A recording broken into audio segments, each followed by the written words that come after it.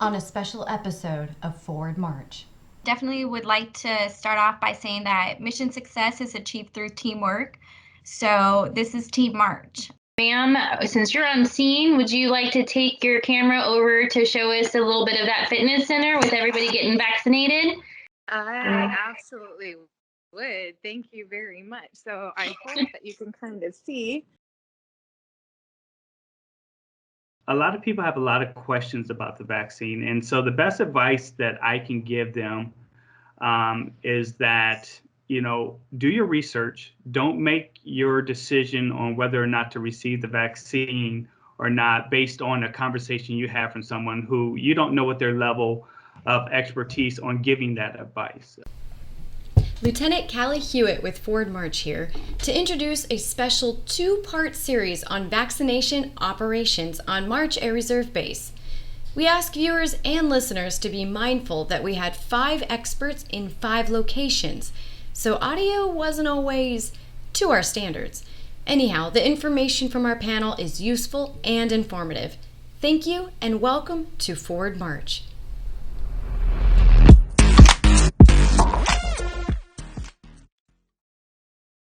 Welcome to this episode of Forward March. I'm Master Sergeant Jaime Ciciora, the Public Affairs Superintendent at 452nd Air Mobility Wing Public Affairs. With me today, we have a few folks to talk about the COVID-19 vaccine.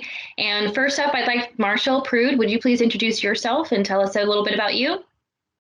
Hello, everyone. My name is Marshall Prude. I'm the Director of the Bioenvironmental and Public Health Flight here at March Air Reserve Base. And I've been basically serving as the medical emergency manager as it relates to responses to public health emergencies, particularly with the acquisition and deployment of the COVID-19 vaccine. Thank you. Next up, you guys might recognize her as well as Marshall in a previous episode, but we have Captain Marissa Hopkins. Hi there. Thank you for having me. So I am the 452nd Public Health Emergency Officer, and I've been responding to this pandemic in collaboration with all the members here, but in particular with Mr. Marshall Prude for the last year. Thank you. And thank you for all of your efforts, ma'am. Next up, we've got Chief Master Sergeant Brierly Wilson. Ma'am. Hi, I'm Chief Brierly Wilson. I'm the superintendent of the 452nd Medical Group, and I'm involved in the logistics, utilization rates, and daily roll-up reporting of the vaccine. I'll be looking forward to finding out exactly what all that means in a bit. And then we have Chief Master Sergeant Zita Cordova. Ma'am. Hi, I'm Chief Master Sergeant Zita Cordova, and I am the Senior Air Reserve Technician at the 452nd Aerospace Medicine Squadron. And I oversee all the medical operations for the Reserve Medical Unit, and working in conjunction with our Public Health Office and our Emergency Management Office, specifically overseeing the weekday COVID operations in conjunction with them. Okay, that's great. And so I can see that Captain Hopkins, that you're actually on site with some of the vaccinations happening on the background. So can you tell us a little bit about what's going on there? Right. Well, today is where Riverside County has come out specifically to collaborate with us, and they have donated some vaccines. So they're here. A few of their employees and our members are getting vaccinated. And tomorrow it will be just March Air Reserve Base and our tenants. So we won't have our community partner Riverside County, but we'll be getting some more of our March members vaccinated. That's great. And do we have any future dates? Like, I understand that today there's a second dose being administered for a few folks. And then, oh, I see. And then tomorrow there's some people getting their first dose. Is there going to be future opportunity for some people who may not have volunteered initially to volunteer later to be vaccinated? How does that work? So we will do a reach back. So people who initially had some hesitation or declined the vaccine, they will always have that opportunity to change their mind. And we will do some reach out to them and offer them that. And so Chief Cordova, how do you pull into this with the reachbacks? Like, what can members expect? Yes, ma'am. So with the oversight of the Reserve Medical Unit, we are still conducting the weekday COVID pods. We will continue those through. We have utilized all of our available resources until the vaccines have all been administered to anybody that has volunteered to receive them. So we will continue our COVID operations during the week, as well as the continuance of the UTA vaccinations until our operations have been completed and we've, achieved our mission success. So until everyone has been vaccinated, for those who are available, those who are willing to be vaccinated, we will continue to be here. Our Monday through Friday efforts and our overall mission is to ensure the health and wellness of our airmen and their families, and we will continue to do so. Right. Okay.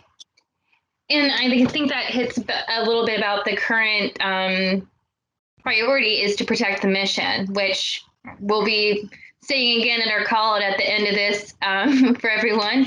So, and do our best to be in sync with that. But so what about people who are like, well, who aren't sure about volunteering for the vaccine and what their concerns? Or is anybody prepared to address somebody who isn't? And I understand that there's some very valid concerns out there. I'm personally volunteering to get vaccinated, and you'll see me soon. But for those who are concerned because of the vaccine, who would be able to speak to that? I can address that. So for our members who are concerned, a few of the major concerns that I've heard are, why would I want to get vaccinated if it's not going to change? We still have to wear a mask and all those other non-pharmaceutical interventions. And the sooner that we can reach herd immunity, the sooner that we can reopen, have our children go back to schools, reopen bars and pubs and other fun things that we all enjoy to do and participate in.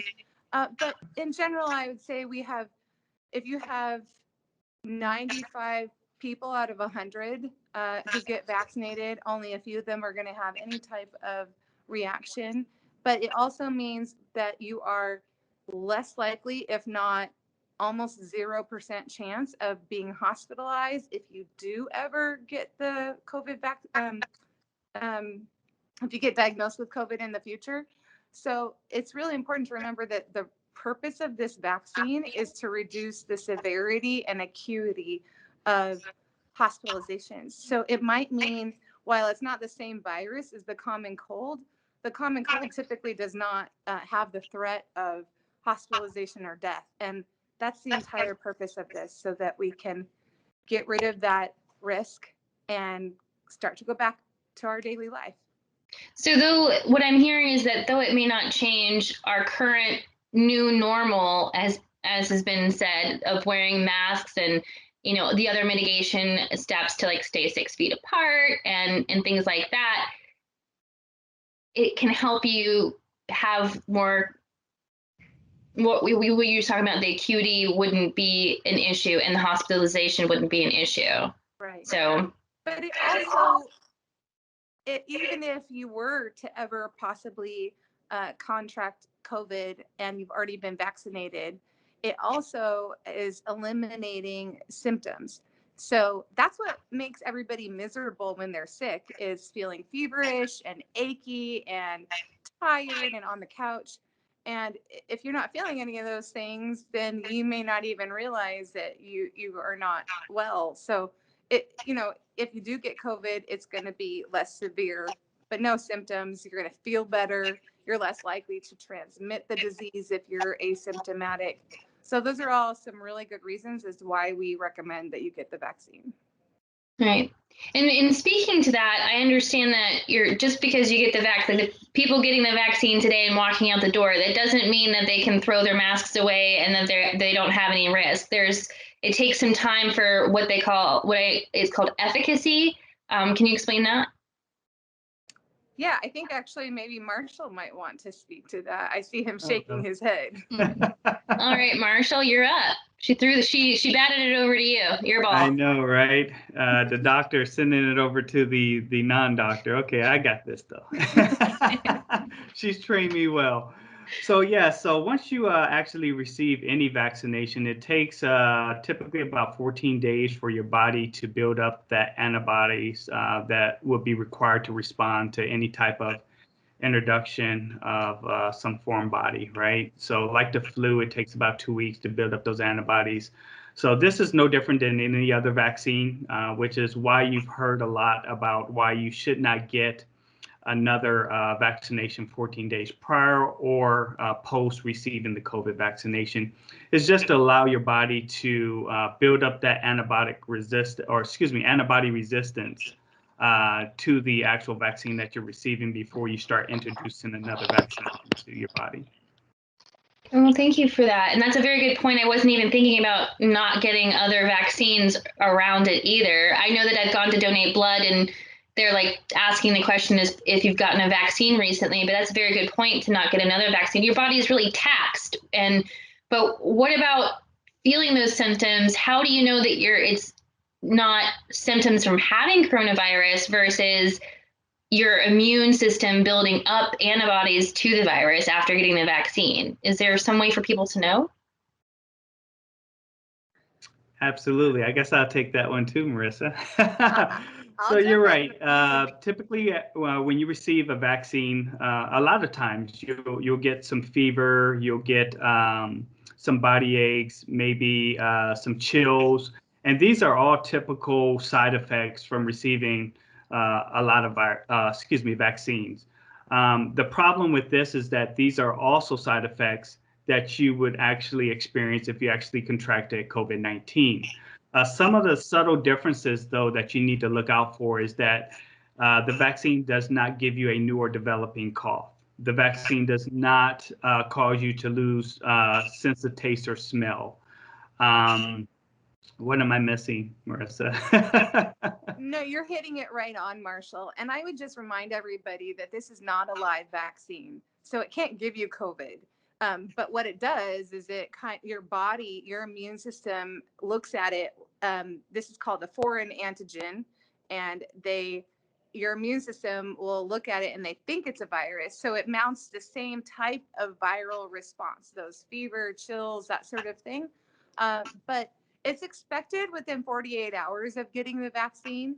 And then after that, it should really subside. If your symptoms are progressing past that, then we recommend that you contact your medical provider and or Marshall and I and our team in public health, and we will interview each person individually, especially if you're expected back on base after those 48 hours, because we still want to remind people not to come to base if they're not feeling well. But we will work with you individually to work through those individual questions. But that's been very rare. We haven't had really hardly anybody have that question so far after receiving the vaccine. So knock on wood, I hope that we continue on with that trajectory. Right. So that's where I'll bring in my mug. It's Glückspills, which in German it means good luck. So that hopefully we continue that streak. So I'll sip to that real quick. So coffee, promise. Just to touch back on some of those unique symptoms that you should look out for, it was loss of taste or smell, new or developing cough, and then a sore throat. Those are all indicators that you have some type of infection going on versus, hey, these are side effects of the vaccine. Body aches, chills, fever, fatigue, those are all typical signs that you're going to get or expect to receive or expect to experience once you receive the vaccine. So just look out for those other ones like loss of taste smell is a big one and most unique because typically you don't lose your taste or smell routinely unless there's a reason for it. So. No, I think that bottom line is that it looks like 1/3 of the March Air Reserve Wing Knights are going to be vaccinated, and that's a step in a good direction. And we'll see how many people are going to be volunteering in the future. We're going to go around the room in the order of how I introduced you. And if you can just summarize what you want the audience to take away the most, what do you find the most important? So Marshall, we'll start with you. Okay, thank you. Yeah, so since we've been doing this, I've been having a lot of conversations with people, not necessarily asking them why or why not they're choosing to receive the vaccine, but a lot of people have a lot of questions about the vaccine. And so the best advice that I can give them is that, you know, do your research. Don't make your decision on whether or not to receive the vaccine or not based on a conversation you have from someone who you don't know what their level of expertise on giving that advice. Go to the CDC website. They're very transparent with all the information that's out there about this vaccine. Go to reputable sources, peer-reviewed journals, things like that. You definitely need to really, this is important, not only for you individually, but as a society as a whole, to getting us back to where we all want to be, right? There's going to require some personal sacrifice from all of us to get us back to where we want to be. So definitely go to the CDC website. If you have some concerns about maybe some medicines you're taking or some underlying health conditions you may have, talk to your healthcare provider. They are the only ones qualified to give you that advice, not your friends, not your mom, your dad. Talk to your healthcare provider and get that professional advice from them so that you can make sound decisions, because it may come down to the fact that, hey, are you at more risk of dying as a result of getting COVID-19, or would you be less at risk of having some type of adverse complication from receiving the vaccine? And only your healthcare provider can provide that to you. That's all I wanted to share. Thank you. Thanks, Marshall. Captain Hopkins, to you. Well, thank you for having this first and foremost, because the more we can get the word out to our members, the better. I highly encourage everyone to get the vaccine. And I would just remind everyone that it is to reduce the risk of any severe complications and hospitalizations if you were ever to get COVID, and that it helps to prevent any symptoms, especially the part that makes you feel so terrible. But the sooner that we can get everyone vaccinated and some herd immunity is what we all talked about, the sooner that we can get rid of these non-pharmaceutical interventions, reopen schools so our children can go back and stop doing this teleworking that is so not fun. And we can all get back to seeing each other in person. And I look forward to seeing all of your faces on base instead of just a mask wear eventually. So thank you all. And what, as to what Marshall was saying, your primary medical provider, absolutely. Although I know they're very difficult to get a hold of sometimes. So with the COVID pods and vaccination clinics that we're having, I've been running the Monday through Friday one with Chief Cordova in the AMDS RMU. And we always have a provider there who can answer your questions. And if you have questions before you even schedule an appointment, we will be happy to individually speak with you. Right when I was going to cut to Chief Wilson, she went away for a moment. I think you're back, ma'am. What would you like people to take away from this? That masking and physical distancing is not enough, and so vaccination is important to build our immunity so that we can return to a more normal where we don't have to stay 6 feet apart. And I'd also like to take a moment to thank our partners on base, wing staff, ops group, maintenance group, mission support group, everybody in the medical group. We've worked collaboratively and we've all made sacrifices, whether it's through manning or resources or the use of facilities, like you see Captain Hopkins in the gym there right now. So just a big thank you to everybody for working together and helping us get this vaccine rolled out. I'm proud to say that in our first UTA, since we've received the 1,000 doses, that we vaccinated almost 1,000 individuals with those doses, and that we haven't turned anybody away. So anybody who's raised their hand and wanted the vaccine has been able to receive the vaccine regardless of their tier. Thank you. Yes. That's really great. And then Chief Cordova, is there anything you'd like to add? Yes, ma'am. Definitely would like to start off by saying that mission success is achieved through teamwork. So this is Team March. Like Chief Wilson said, we have worked collaboratively. It's definitely been a long road, even though it may seem right like it was just yesterday that first plane arrived here at March. But definitely working together as a team has gotten us to this point.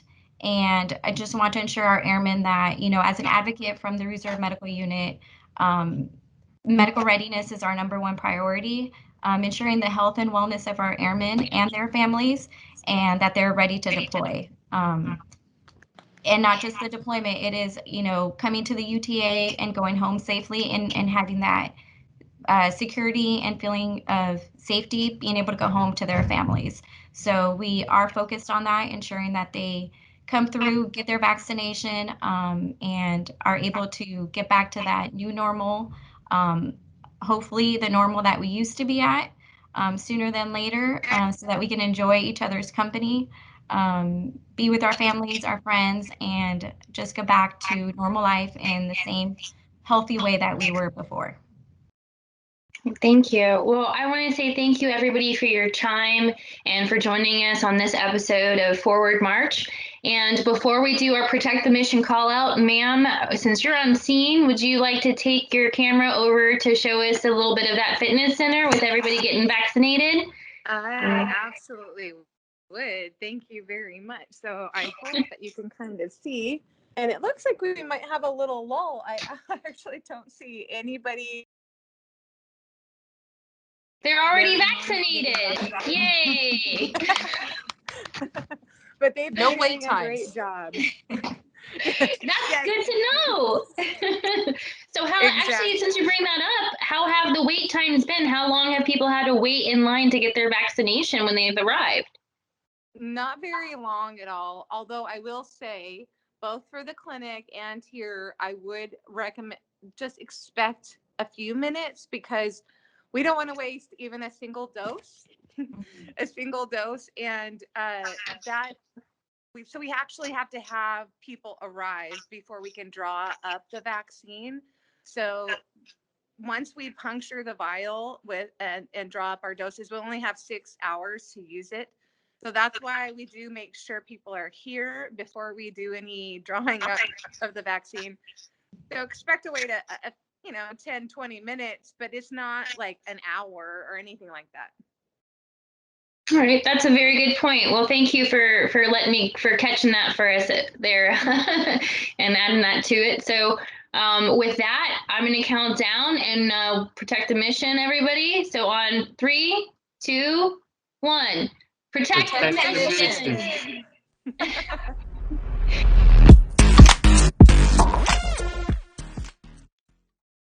For more information and resources, check out our social media and website at the links below.